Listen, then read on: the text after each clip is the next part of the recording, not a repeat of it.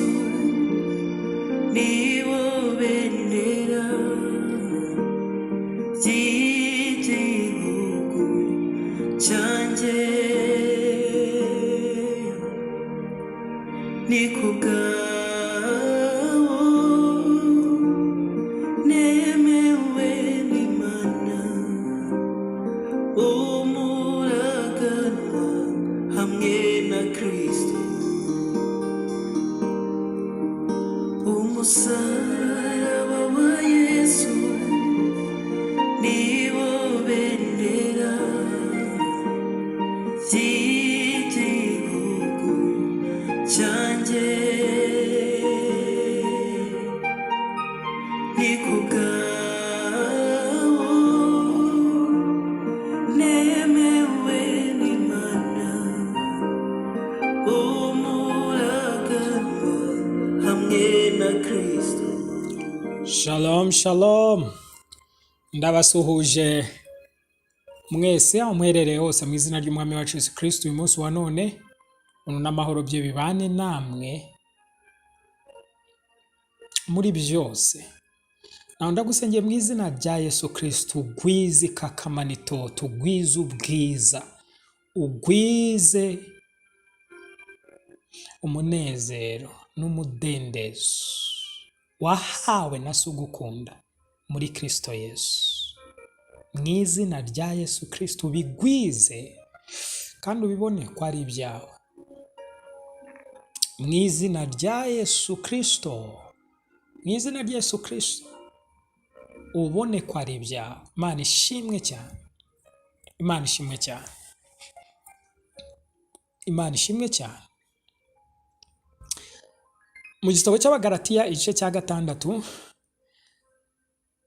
twarebagaho Pawulo yavuga ngo ariko njye sinyiratana ikindi, ubwo ni ibice 6:14, keretse umusaraba w'Umwami wacu Yesu Kristo wateye kw'iby'isi bimbera nk'ibibambwe nanjye nkabera nk'iby'isi nk'ubambwe. Twageze gusobanura yuko iki kintu cyabaye yakivuze gutyo avuga ngo icyo atirata ni ukwirata n'iby'isi. Wari uzi ko ku Bayisiraheli, ku Bayuda, kwiratana gukebwa bino byo gukebwa ko mu mubiri byahindutse ibintu by'ibyirato. Kumbe ntibari bazi ko gukebwa ubwabyo byari ikimenyetso cy'uko hari ikindi kintu kikiruta gihari. Niki kikiruta rero? Cyitwaga gukiranuka guheshwa no kwizera, uko Aburahamu yahawe, hanyuma agahabwa ikimenyetso cyo gukebwa nyuma, kugira ngo uko gukebwa kumwibutse, kumubera igihamya cy'uko afite gukiranuka cyangwa ari ugukiranuka. Uri kubona? Noneho bukeye ibyo gukiranuka kw'Imana, ibyo gukiranuka Aburahamu yahawe, ntibaba bakigushaka. Bisabira amategeko, ibice 19 byo Kuva, bashaka ngo ikintu bafite gikomeye barakebwe, ariko icy'ingenzi ubwo niki? Nuko n'ugukebwa ntago bikiri ugukiranuka, kuko gukiranuka bisa nkaho kutagaragara. Urumva Imana amwe ngo mubazeho gukiranuka, uko kumubaraho gukiranuka ntago byagaragaraga, ariko gukebwa byaragaragaraga. Noneho kugira ngo bagende bareba ibitagaragara, bagenda bareba ibigaragara nk'uko uyu munsi wa none bimeze. Gukebwa ukwari gukwiye kuba ikimenyetso, guhinduka impamvu y'ibyirato byabo. Nyamara ibyirato byabo byagombaga kuba uko gukiranuka kwatanzwe kubwo kwizera, aho kugira ngo bihinduke ibyirato byabo, bihinduka barabisuzugura. Ngira ngo twagiye tubona ibyanditswe bitandukanye nko mu Baroma igice cya 10 hatubwira ngo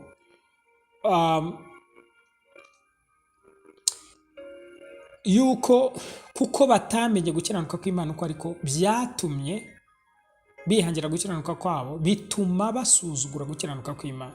Si iryo jambo gusuzugura, urumva basuzuguye uko gukiranuka kwari kwabahawe, hanyuma bahabwa ikimenyetso cyitwa gukebwa nk'igihamya cy'uko kuko ari abakiranutsi imbere y'Imana.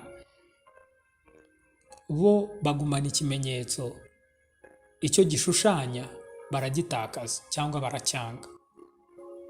Ibi bitangaza byabaye n'uyu munsi biracyaba nk'uko navuze. Mu Magalatiya igice cya 6 uhereye ku murongo wa 12 niho havuga ngo abashaka bose kwiha igikundiro ku by'umubiri nibo bahata gukebwa, nta yindi mpamvu ibibateye keretse kugira ngo batarenganywa bazize umusaraba wa Kristo. Niki Pawulo ari kuvuga hano? Kuki bahatiraga abantu gukebwa?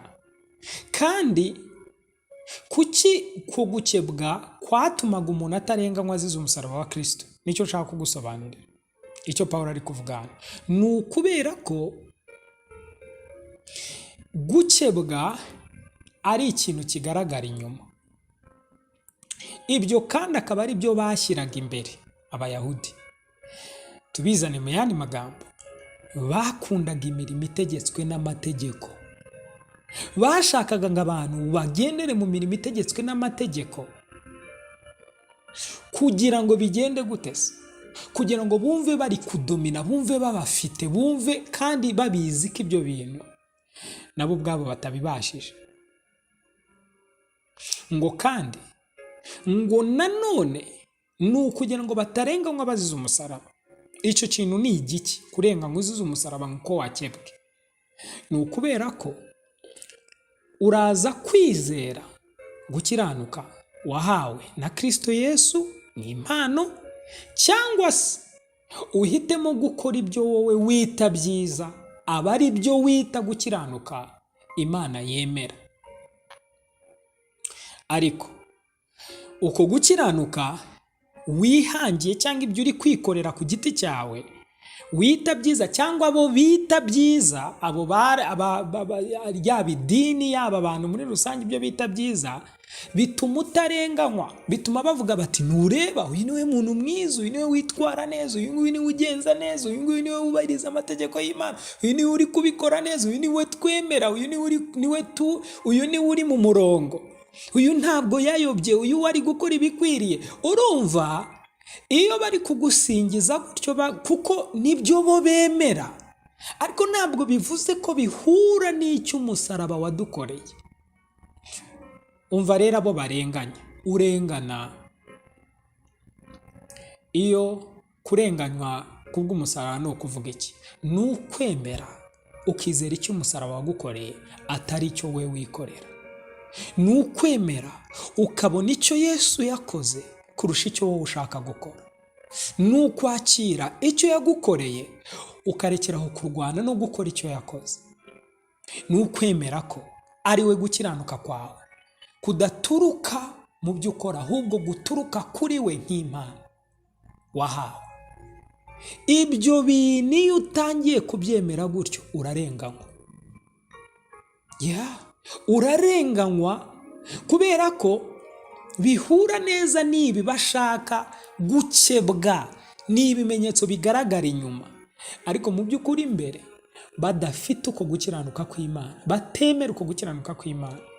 Icyakora barwana no kubigeraho mu buryo bwabo.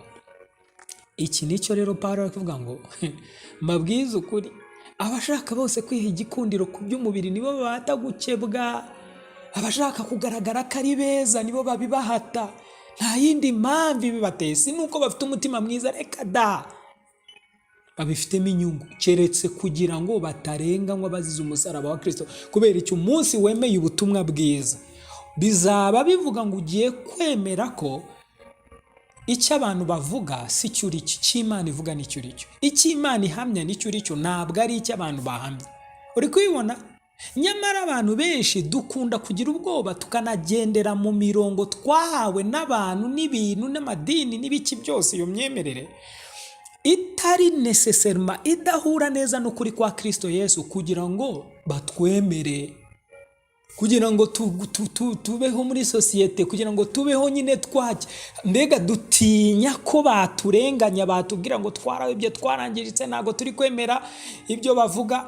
Muri uyu murongo ntiwumve ikintu asobanuye. Umva Pawulo kugira ngo aze kugufasha neza wumve. Iyo umaze kwemera yuko ibyawe byose bikomoka kuri we, apana kuri wowe.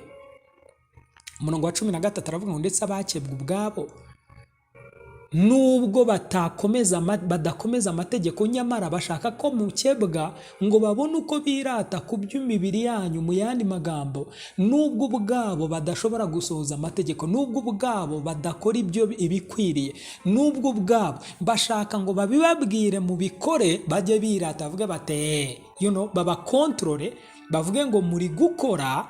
Wumve uko imwanditse ngo nyamara bashaka ko mukebwa ngo babone uko birata ku bw'umubiri wabo. Mbega bavuge bati mwabaye abayoboke. Mu yandi magambo, dufite abayoboke benshi, dufite abayoboke benshi. Ubwo ni abantu bashaka kwirata ku bw'umubiri yanyu.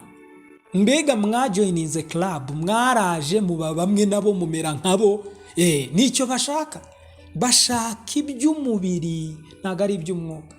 Bashaka bagwize ubwinshi bwanyu. Mbega muze mu bayoboke, nicyo ngicyo bashaka. Ntabwo ari ugushaka kwereka icyo Yesu yaguhishuriye, yaguhaye, reka da. Nicyo gituma Pawulo avuga atariko niba muri kumva icyo ndi kuvuga, nitwizera icyo umusaraba wadukoreye, tukizera icyo umusaraba icyo Imana yadukoreye ku musaraba muri Kristo Yesu, ngo dore ingaruka. Ariko njyeweho si kirata n'ikindi keretse umusaraba w'umwami wacu Yesu. Nta kindi nirata. Pawulo wateye n'iki gitera rero ko iby'isi bikubera nk'ibibambwe? Ibyo bintu bivuze iki? Bimeze nk'ibipfuye. Mu yandi magambo, ni wari ukubohoka k'ukuri. Ntago kuri mu kurwana gushaka kubohoka, ahubwo ari mu guhishurirwa ko kubw'umusaraba we wabohowe, kubw'umusaraba we uri umudendezo, kubw'umusaraba we uri umwana, kubw'umusaraba we uremerwa, kubw'umusaraba we arakwemera, kubw'umusaraba we, kubw'umurimo we, kubw'urupfu rwe. Mu yandi magambo, kwakuyeho urusika n'ubwanzi bwari buhari hagati yawe n'Imana. Kubw'umusaraba we uri amahoro, kubw'umusaraba we aragukunda, kubw'umusaraba we nta kiguzi akwaka, ahubwo uwo musaraba ufite imbaraga zo gutuma iby'isi bikubera nk'ibibambwe. Isi ubwayo nta kindi wirata, si imirimo wakoze, si abantu wafashije, si ibyo wagize, kandi urabikora, tekereza urabikora, ariko si ibyo wirata. Wirata icyo wakorewe, wirata umusaraba. Uri kumva icyo kintu? Pawulo yagize kuvuga ngo nta kindi bamwongera, agiye kureba ba Kefa, bavuga ari kuvuga ba Petero, ngo nta kindi banyongereyo ngo uretse kumbwira ngo nibuke gufasha imfubyi n'abapfakazi, ngo kandi nari nsanzwe mbikora. Ibyo si ikibazo. Nanjye nkabera iby'isi nk'ubambwe. Aturetse ibyo, njyewe nabyo nta sano dufitanye. Njyewe ngo na Satani nta sano dufitanye. Bazakoresha Satani akumereye nabi. Wumve, kubw'umusaraba Satani ntacyo dufitanye, dupfana, ntaho duhurira, nta sano dufitanye, nta mikorere, in fact niba yarahari nawe yarapfuye. Uzi icyamwishe ku musaraba? Kubera iki?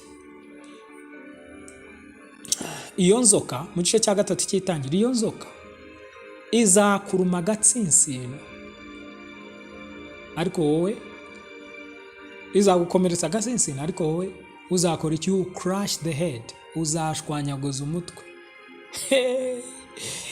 Umusaraba wateka iby'isi. Habayeho separation, habayeho gutandukana.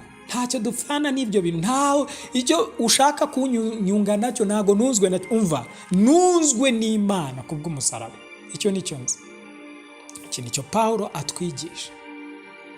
Niba amaso yawe ari kubona, amatwi yawe akaba ari kumva, uri kubona ibintu byinshi dutekereza ko ari iby'ukuri, bituma ahubwo tujya kure hirya y'umusaraba. Nicyo umusaraba wadukoreye.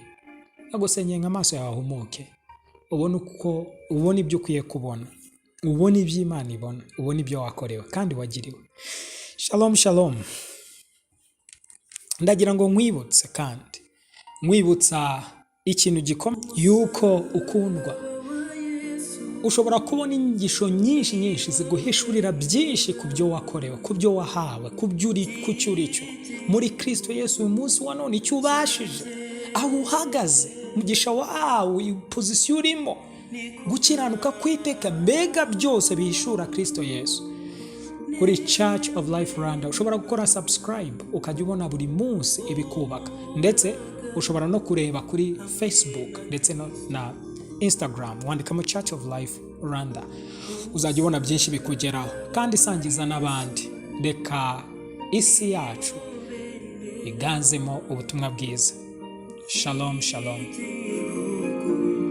cyanjye ni kubwa